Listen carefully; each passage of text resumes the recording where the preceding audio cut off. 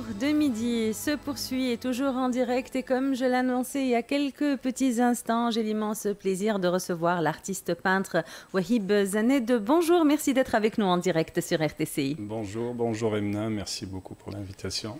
Alors, un petit tour du côté de votre parcours. Vous êtes né en 1979 à Paris. Vous vivez et travaillez actuellement en Tunisie, dans le village de Sidi Bou Saïd. Vous êtes diplômé en arts et métiers de l'École supérieure des beaux-arts de Tunis et en architecture de l'Université Ibn Khaldoun. Wahib Zaned, vous commencez votre voyage dans le monde de la peinture dès 2001, après avoir passé 2 années du côté de Dakar, au Sénégal. On va en parler dans quelques petits instants. Wahib Zaned, vous avez réalisé 3 expositions personnelles. En 2016, Djerba, Entre terre et mer. En 2017, Les enfants des faubourgs. En 2019, Méditerranée. Et puis votre nouvelle exposition qui s'intitule Dans l'intimité de la contemplation, qui se poursuit jusqu'au 27 octobre. Alors vous commencez, ça sera ma première question, Wahib Zaned, vous commencez l'aventure picturale, si on peut appeler les choses ainsi. Après avoir passé 2 années au Sénégal, je voudrais qu'on parle un peu de ce séjour, de cette parenthèse inspirante à ma foi, et de quelle manière est-ce que le Sénégal a influencé votre univers? Alors, en fait, après avoir eu mon bac, il y a eu une proposition d'aller faire médecine à Dakar, dans l'université de Dakar. Je n'avais pas le score suffisant pour pouvoir faire ça en Tunisie. Donc il y avait une opportunité, donc j'ai fait un dossier dans ce sens-là, il a été accepté, donc, et puis voilà, j'ai pris l'avion, j'avais à l'époque 19 ans, et puis voilà, je suis parti au Sénégal, à Dakar. Et donc lorsque voilà, on atterrit à Dakar, dès qu'on est à l'aéroport, donc on découvre de nouvelles sensations, des odeurs qui sont différentes, que ce soit au niveau de la nature, que ce soit environnement des marchés locaux, que ce soit voilà, dans les petits villages que j'ai pu visiter. Donc tout ça, c'est un dépaysagement complètement différent de ce que moi je connaissais en Tunisie, bien que j'ai eu l'occasion de voyager, mais plutôt en Europe. Et donc, en fait, ces 2 années que j'ai passées donc, au Sénégal, donc j'ai fait médecine. Après, la 2e année, en fait, j'ai décidé d'arrêter, que ce n'était pas fait pour moi. J'ai décidé de retourner en Tunisie. Et je me suis imprégné de beaucoup d'images, de beaucoup de choses que j'ai vues, que j'ai vécues. C'est pas juste en termes visuels, mais c'est aussi des sensations, des odeurs. Quand je dis odeurs, c'est très important, voilà, parce que c'est des plantes, c'est des choses vraiment complètement différentes. C'est même quand on déambule dans les marchés, il y a des odeurs, des épices qui sont différentes, dont je n'étais pas habitué depuis mon enfance. Et donc tout ça, c'est resté dans ma mémoire, et c'est vraiment après, en revenant en Tunisie, avec le recul, que tout ça m'est revenu d'un coup, et que j'ai pu par la suite donc cristalliser ces idées, ces sensations à travers la peinture. Alors, vous disiez des sensations, des odeurs. Si je vous demandais, Wahib Zaned, de nous citer une sensation, une odeur que vous retenez de ce voyage au Sénégal, à Dakar plus précisément. Alors, si on parle de la sensation, c'est la sensation qui tourne autour du paysage, c'est-à-dire la côte de Dakar. Donc c'est une ville côtière. Donc la sensation, c'est la plage qui m'accompagne toute la journée. L'université Cheikh Anta Diop, elle est juste à côté de la plage. Donc quand je sors, je passe à côté de la plage. Et moi, j'ai vécu à côté de la plage, puisque ça fait 40 ans que je vis à Sidi Bou Saïd. Et donc, il y avait quelque chose de familier, mais complètement différent, parce que ce n'est pas la même mer, c'est l'océan. C'est vraiment quelque chose de différent. Et je faisais de la chasse sous-marine, je faisais de la plongée. Donc voilà, c'est tout ce mélange qui m'interpelle. Et puis si on parle d'odeur, on peut aussi parler de cette odeur qui est à côté de l'océan, mais aussi l'odeur d'encens qu'on peut trouver aussi dans les marchés en déambulant. Ils ont leurs propres ingrédients, et voilà, c'est des odeurs vraiment très très différente de ce dont j'ai été habitué en Tunisie. Alors, Wahib Zened, est-ce que vous pensez que sans le Dakar, vous seriez quand même devenu peintre? Oui, oui, je le pense parce que quand je suis revenu, j'ai fait l'école des Beaux-Arts et vraiment c'est en première année Beaux-Arts que tout s'est déclenché. D'abord à travers les biographies que j'ai pu voir dans la bibliothèque de l'école, l'Institut supérieur des Beaux-Arts de Tunis, qui est très riche, je le souligne, et aussi à travers les ateliers ouverts, parce que moi, on a fait un tronc commun les 2 premières années. Après, on bifurque vers des spécialités, j'ai fait art et métier, mais les 2 premières années, c'est des ateliers ouverts. On a la possibilité avec les professeurs de rentrer dans les ateliers de gravure, de peinture. Et donc ça m'a... Moi, depuis mon enfance, j'ai toujours manipulé, j'ai toujours eu quelque chose sous la main. Et donc, c'était un monde qui me plaisait beaucoup. C'est-à-dire, il fallait que je fasse art et métier parce que il fallait voir un horizon. Mais je pense qu'au fond de moi, je voulais plutôt faire peut-être peinture parce que j'aimais beaucoup ça, j'aimais beaucoup manipuler la matière. Et du coup, dès ma première année, à part les devoirs qu'on nous donnait à faire, les choses qu'il fallait faire, je manipulais. Ma mère m'a beaucoup aidé dans mes débuts. Elle m'a acheté des tubes de peinture à l'huile. Je pense qu'elle s'est trompée parce qu'on commence toujours par l'acrylique. Mais je pense que c'est un bon accident parce qu'il m'a permis de manipuler la matière qui ne sèche pas vite et qui est totalement différente de tout ce qui est peinture à l'eau. Et je pense que ça m'a beaucoup aidé dans la pratique, parce qu'il y a le côté intellectuel, il y a aussi le côté pratique très important dans la peinture. Est-ce que tout au long de ce parcours-là, il y a eu des peintres références, des peintres marquants, des professeurs mentors? Racontez-nous un peu vos débuts, si je puis m'exprimer ainsi. Alors absolument, c'est comme je l'ai dit tout à l'heure, quand je suis allé à la bibliothèque, il fallait, je me rappelle, en première année, il fallait choisir un peintre, un artiste peintre, et puis choisir une œuvre. Et j'ai choisi une œuvre de Cézanne, c'était Les joueurs de cartes. Je ne sais pas pourquoi, j'ai vu plusieurs livres d'autres peintres, mais c'est une photo du tableau du peintre qui m'a captivé. J'ai trouvé ça très intéressant parce qu'il y avait des touches très intéressantes, des touches de pinceau très intéressantes. Il y avait aussi un travail de couleur très intéressant. Donc il fallait faire un bas-relief à partir de cette peinture-là. Et après, je me suis un peu approfondi pour savoir qui c'est ce peintre. Et ça, je pense, dans mon parcours, a été quelque chose de primordial parce que pour pouvoir se situer soi-même, je pense qu'il faut assimiler l'histoire de l'art de manière assez profonde pour pouvoir justement se situer, pouvoir avancer et apporter quelque chose de neuf. Alors on continue à faire connaissance, hein, si vous permettez, puisque c'est votre tout premier entretien sur RTC et je vous en remercie. J'aimerais qu'on parle un peu de votre palette. Est-ce qu'elle a évolué depuis 2016? À titre de rappel, 2016, vous signez Djerba entre terre et mer. En 2017, Les enfants des faubourgs. Et puis en 2019, Méditerranée. Puis actuellement, votre nouvelle exposition dans l'intimité de la contemplation, La palette de Wahib Zened. Ouais. Alors en fait, ma première exposition, le Djerba entre terre et mer, c'est une exposition voilà, qui a été pensée peut-être 2 ans depuis 2014, donc elle a été faite en 2016. Et en fait, avant cette exposition, donc j'ai fait plusieurs recherches. Et en fait, on est plutôt dans la figuration. Donc, Djerba entre terre et mer, c'est vraiment les sensations de Djerba, la mer qui est tout autour, et puis les houches, tout le paysage qu'il y a à Djerba, c'est quelque chose qui m'a beaucoup captivé. Et ma première intention était juste de peindre ce que je voyais, ce que je ressentais, ce que j'aimais voir. Il n'y avait aucune intention à manipuler en tout cas la matière plus que ça. C'était vraiment de la figuration, mais voilà, avec les couleurs propres à cette ville. Mais après, il y a eu une évolution, donc plus je pratiquais, ça c'est aussi quelque chose d'important.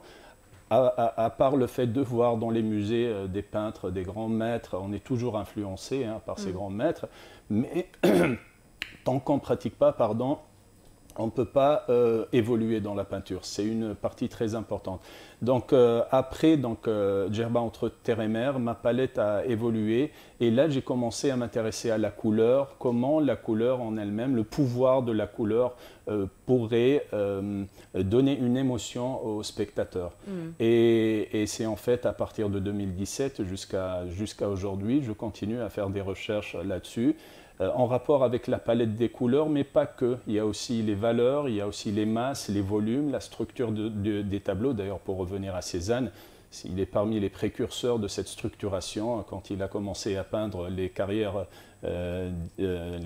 donc à côté d'Aix-en-Provence. Et c'est d'ailleurs Picasso qui s'en est inspiré après pour commencer à faire le cubisme avec Braque. Et justement, donc, cette palette a évolué et je cherche toujours à avoir cette dialectique entre les couleurs pour pouvoir créer de l'émotion. Moi, j'appelle ça peut-être, j'assimile ça plus à de l'expressionnisme. L'expressionnisme, c'est deux mouvements. Un mouvement au début du XXe siècle, né en Allemagne à cause des mouvements et des problèmes sociaux qu'il y avait dans le pays avant la Première Guerre mondiale. Et puis le deuxième, c'est l'expressionnisme abstrait. Aux États-Unis. Donc le premier, il est pessimiste. Le deuxième, il est joyeux, il est optimiste. Et donc, moi, c'est un mélange entre les deux, pouvoir s'émanciper de la figuration et travailler avec la matière, la couleur, pour pouvoir faire passer voilà, des sensations à moi-même d'abord, et puis aux spectateurs. Alors, on l'a compris, il faut réfléchir. Vous réfléchissez, vous documentez avant de passer à l'action. Est-ce qu'il faut absolument, Wahib Zaned, qu'une couleur vous plaise pour que vous puissiez la proposer à votre public? Alors, est-ce qu'il y a des couleurs que vous n'aimez pas? C'est difficile, mais je pense que aujourd'hui, il y a le jaune, j'essaie de travailler de moins en moins le jaune. Pourquoi? Parce que c'est une couleur qui peut prendre le dessus sur les autres couleurs. Dominante. Dominante, elle peut dominer. Donc il faut y aller avec parcimonie. Mais c'est surtout voilà, le travail de la couleur. Pour moi, chaque couleur a sa propre puissance. Elle peut générer quelque chose, elle peut générer un message, la couleur. Par contre, c'est les couleurs entre elles. C'est-à-dire, si on met du vert à côté du bleu, ça ne donne pas le même effet visuel si on met du vert à côté d'un rose. Parce qu'il y a la complémentarité aussi des couleurs. Et il y a des chercheurs qui ont travaillé sur ça, sur la complémentarité des couleurs et le pouvoir que peut faire la couleur voilà, sur la vision de l'homme de manière générale. Mais en fait, à travers les couleurs, moi j'essaie en fait de peindre plus, je m'intéresse plus, on va dire, à la lumière.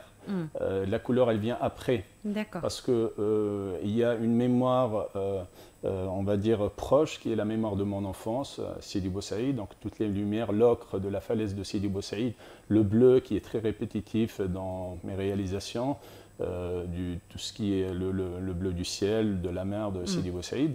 Donc cette mémoire proche, elle se trouve toujours au cœur de mes réalisations. Et c'est une mémoire très importante parce que j'y ai vécu, j'ai vu, c'est des couleurs dont je ne peux pas m'en séparer. Et il y a la mémoire lointaine qui est l'archéologie de tout le bassin méditerranéen. Voilà, ma mère était sociologue, donc il y avait toujours des livres qui traînaient d'archéologie.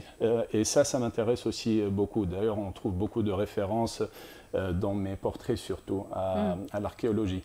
Donc pour revenir à la lumière, c'est vraiment le silence de la lumière que j'essaie de capter. La lumière, elle n'est pas palpable, on ne la voit pas, mais c'est elle qui façonne les masses, c'est elle qui façonne les ombres, le clair-obscur, c'est elle qui met en avant les couleurs. C'est elle aussi qui crée le rythme, au même titre que la musique. Parce que quand on voit, et c'est une sorte d'algorithme, on voit du vert clair, du vert foncé, après rouge clair, rouge foncé, après jaune clair, jaune foncé. Donc il y a un certain rythme, une certaine musicalité qui est aussi très importante.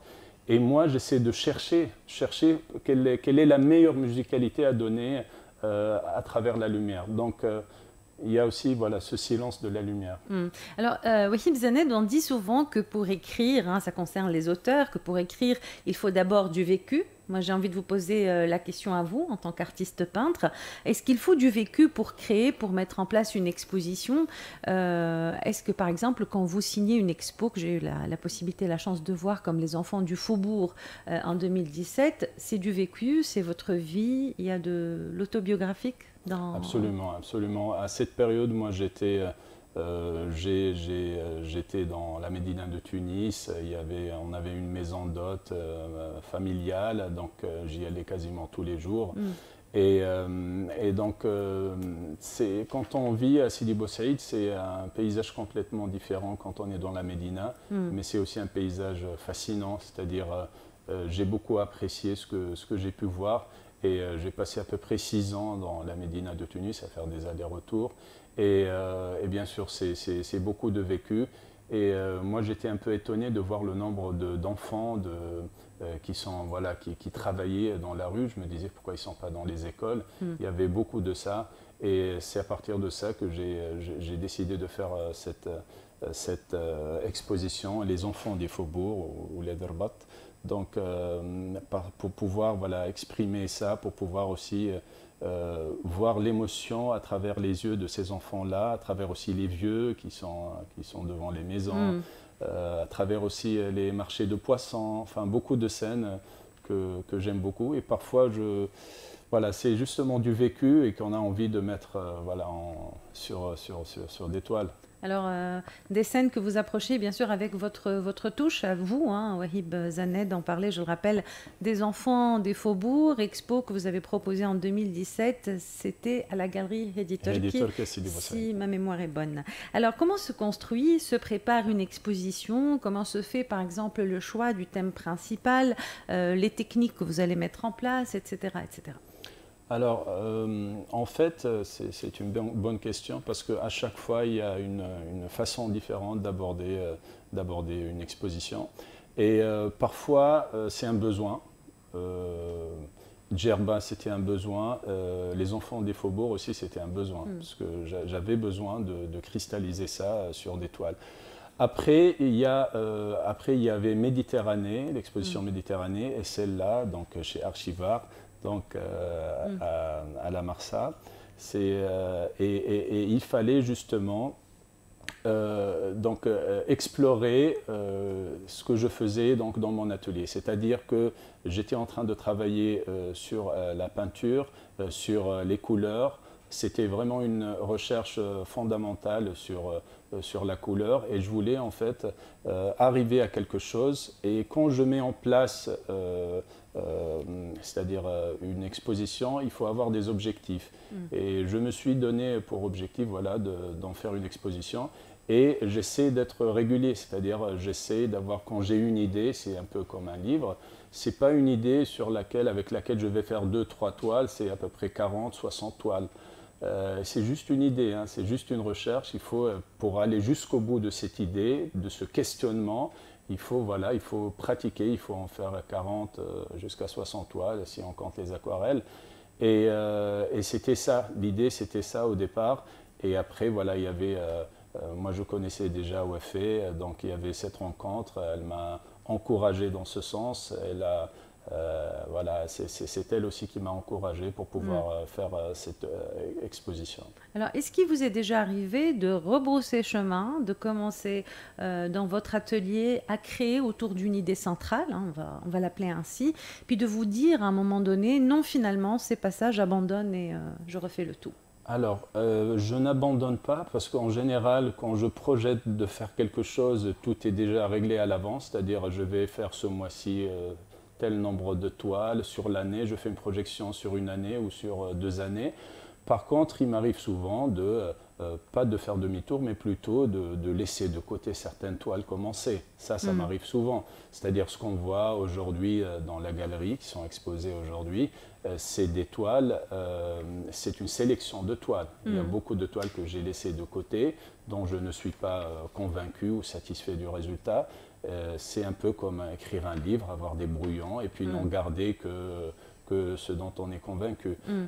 Mais par contre, voilà, j'essaie au contraire d'être assidu et d'aller vers l'avant avec les bonnes et les mauvaises choses. Hein. On peut être déçu parfois, mais comme on peut aussi avoir des surprises. C'est-à-dire, je peux projeter de faire quelque chose et ce que je fais, je peux être voilà, agréablement surpris. Je me dis, ah ça c'est...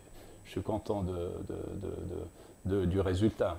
Alors, on va parler de votre actualité artistique, du thème justement de cette expo, de l'intimité de la contemplation. Pourquoi ce thème? Que représente ce titre pour vous?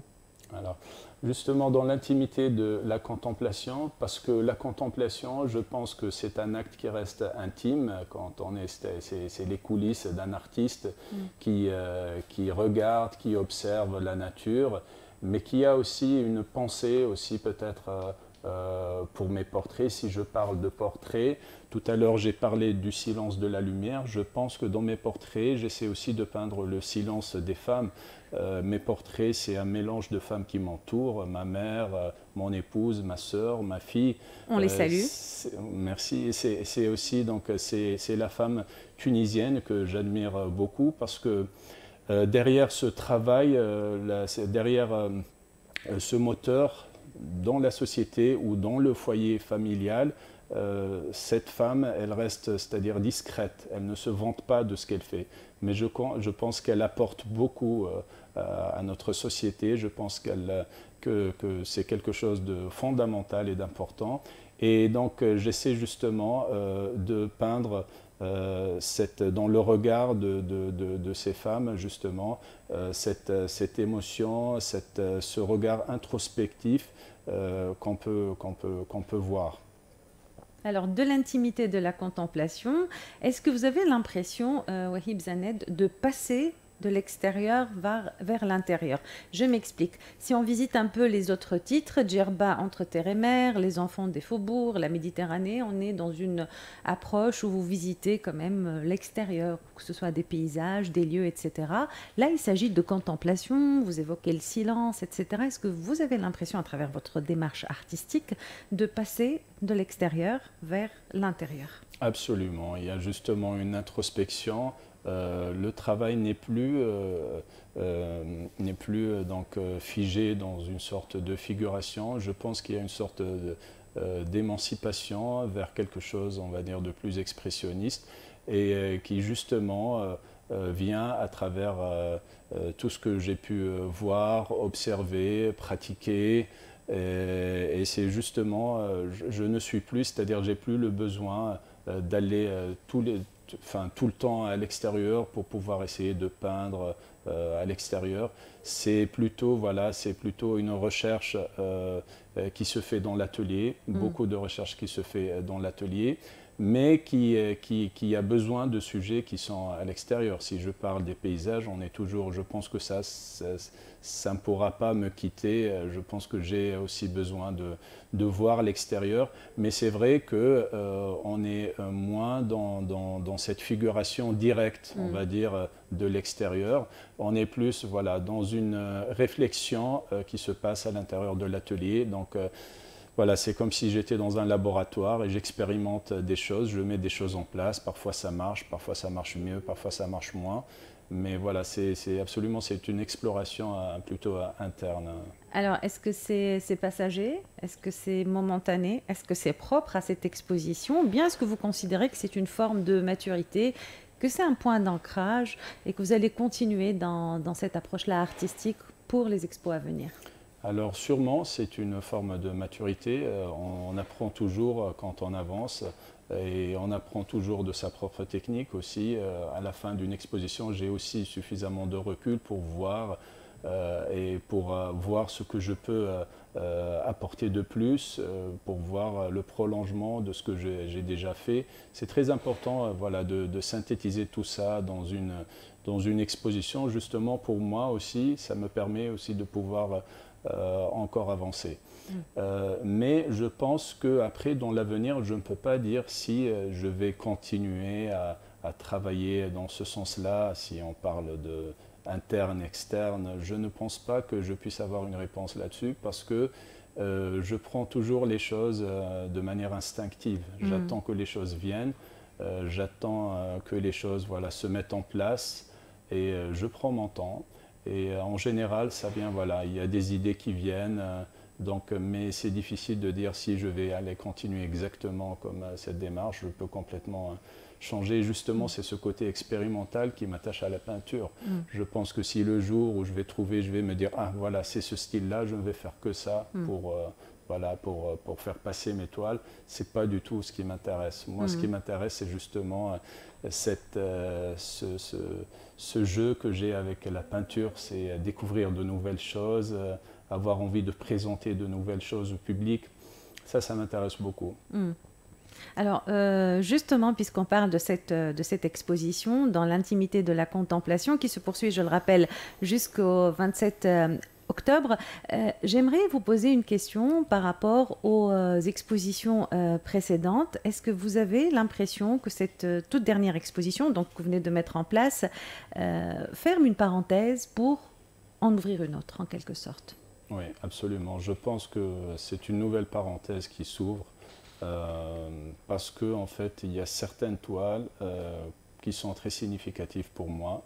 Voilà, je pense que voilà, avant, il y avait voilà, une certaine nostalgie par rapport au romantisme, par rapport au lyrisme, par rapport voilà, à l'école moderne, on va dire, donc plutôt l'art moderne. Et là, je suis plus vers voilà, une projection, vers une évolution qui s'émancipe, on va dire, de la figuration, qui va aller plus dans le sens voilà, de la recherche justement de l'émotion, des sensations. Et c'est vraiment comme un compositeur, hein, c'est vraiment comme la musique, j'essaie plus de composer, on va dire. Avant, j'essayais de peindre ce qui me plaisait. Maintenant, j'essaie de faire un art universel voilà, qui s'intéresse plutôt à une sorte de mélodie que moi je peux ressentir et que j'aimerais partager avec les autres. C'est important de se situer par rapport à ce qui se fait.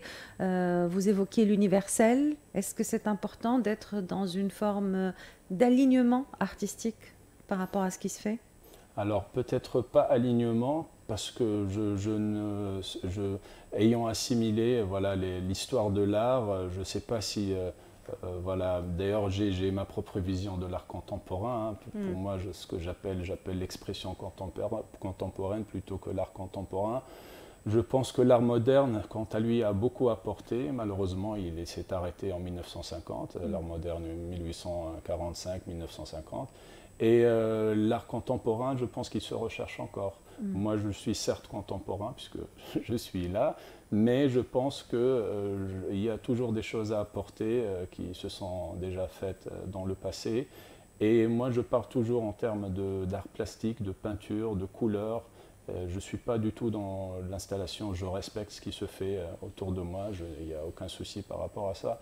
Mais voilà, je me trouve peut-être dans un autre contexte qui est voilà, voilà, plutôt dans la recherche voilà, chromatique et de valeur. Vous évoquiez la musique il y a un instant, vous parliez de mélodie. Alors qu'est-ce qui inspire Wahib Zaned en dehors de la peinture, en dehors des peintres que vous évoquiez au début de cet entretien? De quoi est-ce que vous vous nourrissez en tant qu'artiste? Alors je me nourris justement beaucoup de musique. Il y a certains artistes, il y a des artistes voilà, orientaux qui me plaisent, comme Mohamed Abdel Wahab. J'aime beaucoup son œuvre. Il y a aussi des inspirations de la musique classique, si je cite Debussy, Wagner. Voilà, ça c'est des choses qui sont récurrentes, c'est-à-dire que j'écoute fréquemment. Mais il y a surtout, je pense, les voyages, la visite des musées, que ce soit les musées classiques ou les musées d'art contemporain ou les musées d'art moderne. Ça aussi, ça m'apporte beaucoup. Et voilà, il y a des découvertes, on connaît des noms comme Gauguin, comme Matisse, mais lorsqu'on va voir le tableau directement, et lorsqu'on commence à piocher un peu dans la biographie, dans la correspondance des artistes entre eux, ce que Cézanne envoyait à Pissarro, ce que Gauguin envoyait à Pissarro, ce que Zola envoyait à Cézanne, ce que Van Gogh envoyait à Gauguin. On découvre plein de choses qui dépassent, on va dire, juste la technique. On découvre voilà, la joie de Van Gogh de découvrir un nouveau bleu qu'il expérimente, la joie de Cézanne de maîtriser mieux sa touche de pinceau parce qu'il a changé chez son marchand ses pinceaux. Donc tout ça, ça donne aussi une sorte d'envie. L'envie, elle revient toujours parce que parfois on est moins inspiré, il y a des moments où on est moins inspiré. Mais l'envie, elle vient souvent à travers des petites choses comme ça qui peuvent déclencher voilà, une nouvelle projection. Merci. Alors, je le rappelle, dans l'intimité de la contemplation, on se poursuit jusqu'au 27 octobre à Archivar.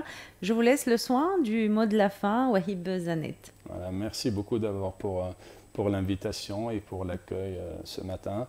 Et puis, je voudrais remercier Archivar. Donc, c'est une plateforme qui accompagne les artistes émergents, mais aussi qui accompagne les artistes confirmés. Avec une banque de données, avec des archives assez importantes. Et puis, je voudrais aussi remercier ma famille. Et voilà, merci beaucoup. À très bientôt, je l'espère, sur RTC. On vous souhaite beaucoup de succès. N'hésitez pas à retrouver le podcast de cet entretien sur notre page Facebook, mais également sur notre chaîne YouTube. J'avais l'immense plaisir de recevoir ce matin dans Autour de midi le peintre Wahib Zaned. Autour de midi se poursuit justement en direct. Et puis je vous rappelle qu'à 13h, vous aurez droit au titre de l'actualité. 13h05, Kemel Schliff et Point Chaud. À 13h30, le journal 98.2. Ne changez rien.